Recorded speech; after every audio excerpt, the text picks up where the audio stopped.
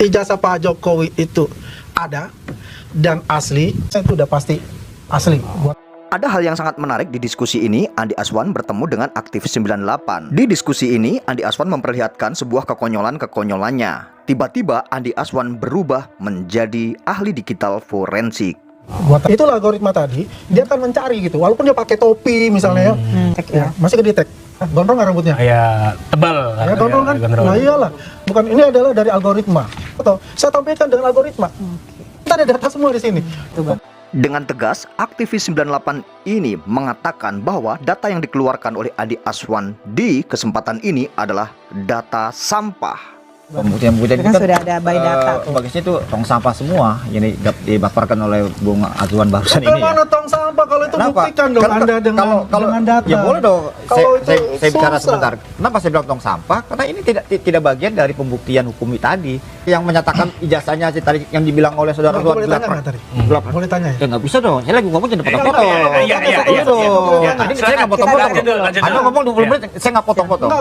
Saya cuma mau mengatakan yang berhak untuk menyatakan ijazah itu asli atau palsu itu bukan pihak penegak hukum, bukan pihak yang tadi dibilang gelar perkara itu dinyatakan asli, nggak bisa. Ijazah Pak Jokowi itu ada dan asli. Artinya tiap ijazah ada gasas Adam ini, Ada. tapi berbeda-beda jumlahnya. Beda berjumlah. Kan ini kan kayak roll gitu kan. Gitu. Ada yang di atas, ada yang di bawah. Kalau ini rata-rata yang 85 di kehutanan ada di bawah. Di sini juga ada beberapa. Ada yang 8, ada yang 5, ada yang 3. Nah, itu semua ada. Kalau itu ada, ya itu udah asli, udah pasti itu. Oh, itu udah menunjukkan. Udah, apalagi kalau ada embossnya lagi, ada emboss, kemudian ada watermark, terus ada security indexnya, itu udah pasti asli buatan itu. Batik. Ya kalau kita lihat yang tadi dibilang apa tadi? Gondrong itu. Gondrong ya. Ya, saya sebetulnya juga membuat apa namanya, sebentar, namanya face recognition gitu. Ya, face recognition ya. Kalau saya lebih update lagi, lebih tertinggi yang namanya retina face plus art face. Gitu. Jadi retina face bukan foto, tapi Mata. dari mata, hidung, bibir ya, ada 5 poin, bibir atas, bibir bawah, hidung, terus mata. Jadi ada 5 titik. Kalau sebetulnya ada sampai 28 titik, itu sudah luar biasa. 5 titik ada cukup. Itulah algoritma tadi, dia akan mencari gitu. Walaupun dia pakai topi misalnya ya, matanya masih ada, itu masih bisa dia recognize. Masih bisa detect ya. Masih ke detect. Kalau yang VGG face, misal FaceNet, itu hanya satu foto dan satu foto. Dia akan kelemahannya itu kalau dia menyamping postingnya. Nggak bisa ini. Ya, kalau mau rambutnya gondrong kan mau ini, itu akan ke detect. Karena yang dilihat adalah bukan bentuk dari muka rahang gitu, bukan, tapi adalah bibir atas, bibir bawah, hidung, terus mata, di antara mata itu juga ada. Nah, itu Siapa prosesnya. yang dibuletin tuh? Ini yang dibuletin siapa? Nah, ini kan Pak Jokowi waktu dia sifat agama, ya. Itu Pak Jokowi. Waktu itu ya, waktu kuliah. Artinya beliau juga punya gondrong. Pendaki gunung. Kita sering mengetahui bahwa Andi Azwan di beberapa diskusi sering berubah menjadi ahli digital forensik. Mari kita simak bersama-sama kekonyolan-kekonyolan Andi Azwan ini yang nantinya akan dipatahkan oleh aktivis 98 lawan debat Andi Azwan. Persis waktu dia wisuda, ya. Jadi saya, Nah itu apalagi tuh yang gondrong? Nah ini gondrong nih, ya. Ini waktu dia wisuda, waktu dia naik gunung, nih dia di bawah. Ada warna hijau kan? Oh iya ini ya. Gondrong nggak rambutnya? Ya tebal. Ya gondrong kan? Nah iyalah. Angkatan 80 itu dinamakan angkatan ahli topan. Ahli topan jalanan, kan selalu gondrong rambutnya. Iya. Iya kan? Bokap kita juga. Ya saya angkatan 89 ya. Iya. Saya juga. Bapak gue juga. Ya, belah dua saya. Belah dua gondrong. Ya kan? Ada belah dua, ahli topan jalanan lah kalau begitu. Ini ada semua. Nah ini kan masih tetap rambutnya gondrong. Udah wisuda. Nah di sini ada gondrong kan? Ini bukan ini ya, bukan, ini adalah dari algoritma retina face. Dia ada 1000 orang di situ dengan basis dari foto ini, source ini, kita bisa lihat. Dia terdetek langsung. Walaupun rame-rame. Walaupun rame-rame.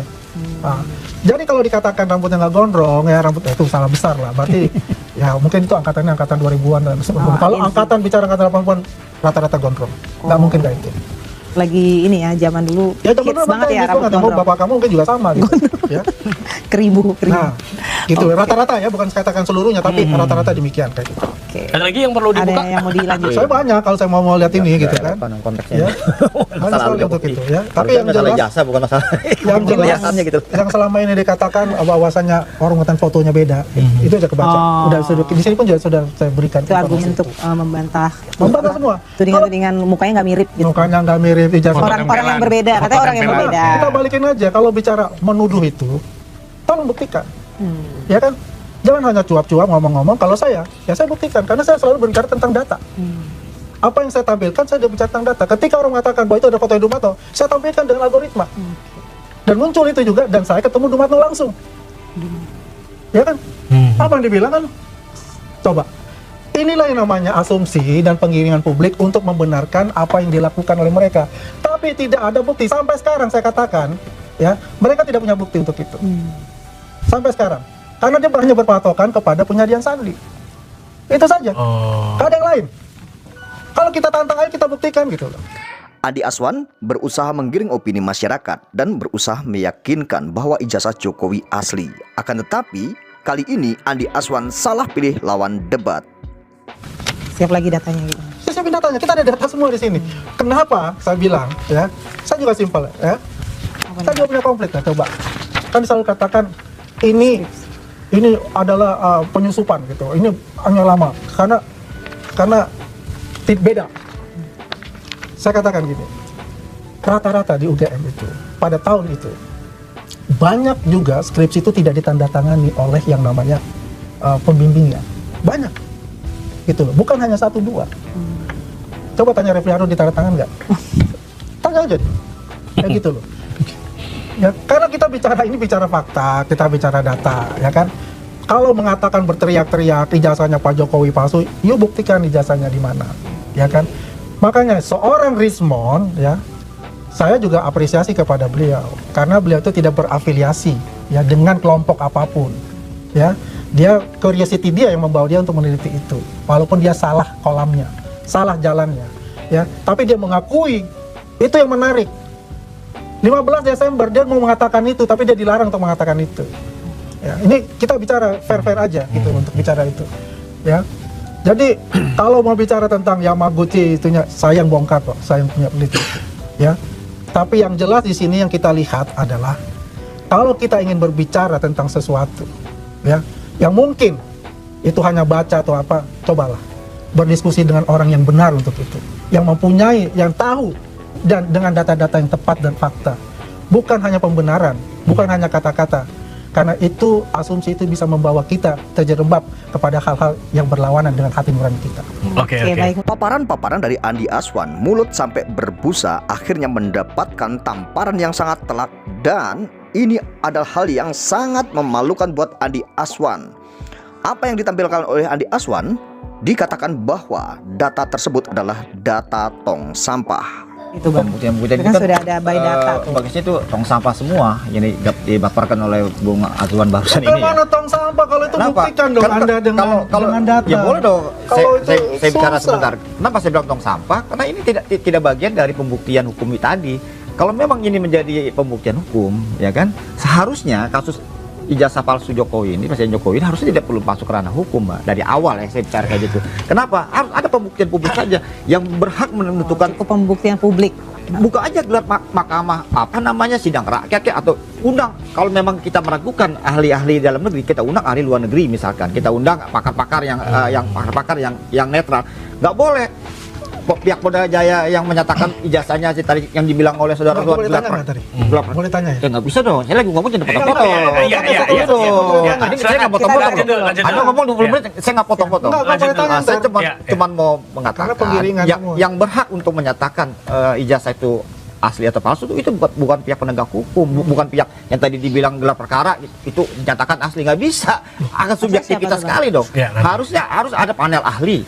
Ya panel ahli ini harusnya di luar ranah hukum tadi gitu loh. Harusnya pihak Roy Suryo dibebaskan dulu dari cengkraman status tersangkanya dia. Jangan-jangan kasus sangka mereka ini dijadikan bargaining hukum oleh pihak Presiden Jokowi dan terbukti. Misalkan Egy Sujana, misalkan Rismond dikasih justice, dan sedemikian gampangnya orang-orang ini kok seperti happy dari ketika ketemu dengan Jokowi, bahkan seorang Gibran yang tidak ada sangkut pautnya dengan, walaupun itu bapaknya, ini kan suatu hal yang domain yang berbeda loh. ijazah presiden yang kebetulan memang bapaknya, ya kan? Dengan seorang Gibran yang hari ini wapres. Tapi kok kita di publik demikian dia menyambut gembira istri selesai memberikan parsel. Publik jadi bertanya-tanya, kok yang happy kok pihak Jokowi ketika ada restoratif justice gitu loh. Yang senang gitu loh. Kalau memang pihak Jokowi merasa ini tidak benar yang dilakukan oleh mereka ini, harusnya mereka juga menolak saja. Ini adalah hal yang sangat memalukan buat Andi Aswan. Aktivis 98 skakmat Andi Aswan dan Andi Aswan pun tak berkutik. Mengeluarkan data-data akan tetapi dikatakan bahwa data tersebut adalah data tong sampah. Dan kali ini Andi Aswan terdiam 1000 bahasa saat aktivis 98 ini membicarakan tentang restoratif justice. Apa yang dikatakan oleh aktivis 98 ini ada benarnya, bahwa kepolisian salah satunya yaitu Kapolri masih nurut apa perintah dari Jokowi. Sehingga terjadi restoratif justice dan keluar SP3 dengan sangatlah mudah. Egy Sujana atau harusnya semua tidak memberikan RJ. Tidak, bukan saya kudeta, tidak memberikan ruang RJ saja. Ini kan sudah diberikan gampangnya, Jokowi telepon pihak Polda, kasih Egy Sujana. Loh, persoalannya kok sekali lagi saya dari awal curiga memang aparat penegak hukum kita dalam hal ini Polda Metro Jaya, Mabes Polri masih dalam ranah paradigma lama, masih dalam cengkraman. Jadi menilai RJ Jokowi ini diminta oleh Pak Jokowi. Kalau kita lihat di publik bukan kemarin, diberikan oleh penegak hukum. betul. Kalau lihat di publik kemarin kita lihat kan, saya lihat di televisi nih, ya kan? Begitu gampang Presiden Jokowi manggil ajudannya, suruh hubungi pihak Polda Jaya supaya Egy Sujana dikasihkan RJ katanya. Lucu. Kok bisa apa memang pihak Polda Jaya masih dalam komandonya Jokowi di Solo? Ini kan aneh kita gitu loh. Apalagi Sigit Istio itu masih dalam cengkeramannya Jokowi atau dalam komando Jokowi. Ini juga aneh juga gitu loh. Begitu lama kasus ini mengambang sampai sekian tahun. Saya yakin tidak akan mungkin beranjak ke hukum lah, pengadilan lah. Abang yakin ini nggak akan sampai pengadilan? Sudah terbukti Mbak, waktu si Gus Nur maupun Bambang T diadili tahun 2002 di Solo, pihak Jokowi yang tidak memperlihatkan ijazahnya, padahal mereka berdua ini kan pengadilan sesat namanya. Kasihan mereka berdua diadili, dihukum, bahkan menjalani hukuman tahunan, tapi objek hukumnya yaitu ijazahnya tidak diperlihatkan di pengadilan. Ini kan zolim nih orang. Si Jokowi pada saat itu, presiden pada saat itu, dia kasih saja buat pengadilan nih ijazahnya, coba buktiin. Tapi sampai detik terakhir pengadilan tidak diberikan tuh yang namanya ijazah. Begitu pun nanti kalau kasus ijazah bergulir lagi ke pengadilan, saya yakin jangan-jangan tidak dikasih lagi sama Jokowi, perlihatkan lagi buktinya udah pernah. Kalau waktu itu diperlihatkan, waktu pengadilan Gus Dur maupun Bambang Tri, udah nggak ada lagi nih persoalan ijazah hari ini, tuntas deh, beres deh. Kalau waktu itu diperlihatkan, faktanya kan tidak diperlihatkan, mereka diadili, dihukum, dikasih amnesti oleh Presiden Prabowo yang memang ingin menegakkan hukum secara benar, tidak boleh mengkriminalisasi rakyatnya gitu loh. Saya tadi juga jadi berasumsi, oh ini pihak penegak hukum kita nggak paham apa bahwa si Gus Dur dan Bambang itu sudah dikasih amnesti oleh Presiden Prabowo dalam kasus yang sama, nebes ad idem dong namanya dalam kasus hukum. Ada hal yang sangat menarik di perdebatan atau di diskusi ini. Andi Aswan tiba-tiba berubah menjadi ahli digital forensik. Di mana-mana kita tahu, di beberapa media kita tahu bahwa Andi Aswan selalu mengatakan berbicara menggunakan data-data. Bahkan kita tahu Andi Aswan di beberapa diskusi selalu menggunakan kata-kata bahwa penelitian Andi Aswan ini sudah matching.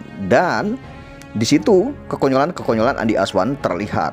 Andi Aswan tiba-tiba berubah menjadi ahli digital forensik. Tentunya ini hal yang sering diketawakan banyak orang. Apa kapasitasnya Andi Aswan sebagai pendukung Jokowi? Apakah sebagai ahli digital forensik atau sebagai pengacara Jokowi? Tentunya ini menjadi pertanyaan-pertanyaan kita semua.